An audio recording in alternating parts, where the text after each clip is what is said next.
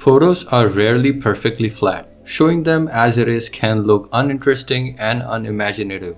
PowerPoint has a shadow feature set, however, it tends to be too mechanical and restrictive in their implementation. That's where curved shadows come into the picture. We can create an illusion of a slight curl. In this video, I'll show you how you can take a regular shape, distort it, add some soft edges, and a radial gradient to craft curved shadows that look organic, dimensional, and way more natural than the default presets. On a new slide, select your image, then go to Insert and add a rectangle. Now you can use any other shape, but in my experience, rectangle is easy to manipulate. So draw a rectangle approximately of the same size as your image. Select No Outline, right click, click on Format Shape, open up the Fill menu, select Gradient Fill. Remove all these extra pins. We just need 2 pins, one on the left hand side, other on the right hand side. Select Radial Gradient under Type drop down box for the right hand side pin. Select this lighter gray for the left hand side pin. Select a darker gray. Under Direction, select this center option. Next, right click on your shape, click on Edit Points. Select any of the 4 points. Let's go with this one first. So click on this point while in the edit mode. Then move this handle until you get a curve like so. Once you are happy with the curvature, release it. Let's do that on this side as well. So move this white handle to get a nice curve. Repeat that on all sides. And you don't need to be precise. Just getting a decent curve to begin with should be okay. You can always go back and change it. So you'll notice that sometimes I'm just dragging this handle on the same line, and sometimes I also pull it and then move it. So this is completely up to you. It doesn't have to be exactly the way I'm doing it. I'm just looking at the curvature and trying to get a nice curve. Once that's done, click on Effects option, open up the Soft Edges menu, and enter the size as 5 points. Next, I'm going to change the background of my slide to a lighter gray. Then send this shape to the back of the image.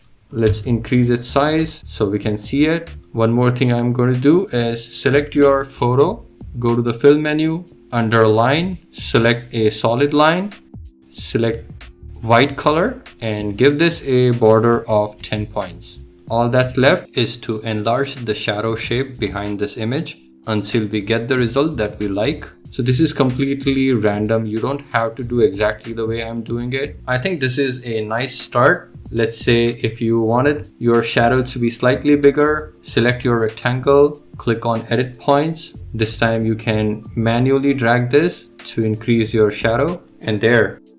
So a couple of things I want to show you is you can try different shadows by manipulating the shape of your rectangle as well as its opacity. So I'm going to demonstrate 2 more variations. So let's copy our original rectangle and I'm going to arrange it like so. Then send it to back. Let's also give these 2 images a white border. 7 points is fine. Let's also change the background color so we can see the border. I want my photo to be lifted up even more. What you need to do is shorten the shadow. I'm going to shorten it vertically. Then right click, click on Edit Points. You can drag it outward like so. Then increase it slightly below. Let's also add some transparency for this shadow. So click on your rectangle, select this lighter gray because lighter gray is on the outer edges of this rectangle. Give this a transparency of 30% or so. You will see our shadow has become slightly diffused because the farther away you go from your photo, the shadows should become softer. You can also see that now the photo looks like it's been lifted up even more. Let's lift our photo even more. So duplicate this rectangle here, send this to back. This time, let's increase the transparency for our lighter gray to even more, say 60%. I'm also going to increase the soft edge size to 10 points. Then right click your shape, click on edit points, drag this top point even more. Let's also add some shadow at the bottom. So that's the process of adding curve shadows. So just to summarize, first thing is you don't need to select a rectangle to create curve shadows. You can use any shape. It's just that rectangle is easier to manipulate. The basic idea is the same. Second, to decide where you want your shadows to be, decide where your light source is going to be and create shadows on the opposite side of your light source. So in this example, I have placed my light source here. So because the light is falling from this direction, of course, the shadows will have to be on these three sides. Third, if you want your photos to be lifted up, you need to shorten your shape and add a little transparency to create this effect. If you want your photo to be lifted up even more, just enlarge your shadow in one direction after you have shortened it, and also soften it by adding transparency. The larger your shadow is, the softer it needs to be. Once you understand these basic principles,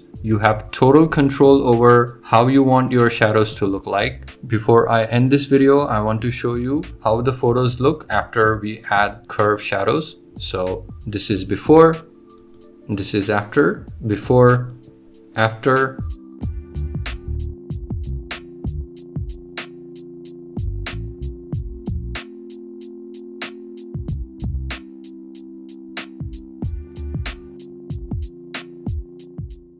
And that's it. I hope you found this video useful. If you did, please leave a like and subscribe for future videos, and I will catch you next time.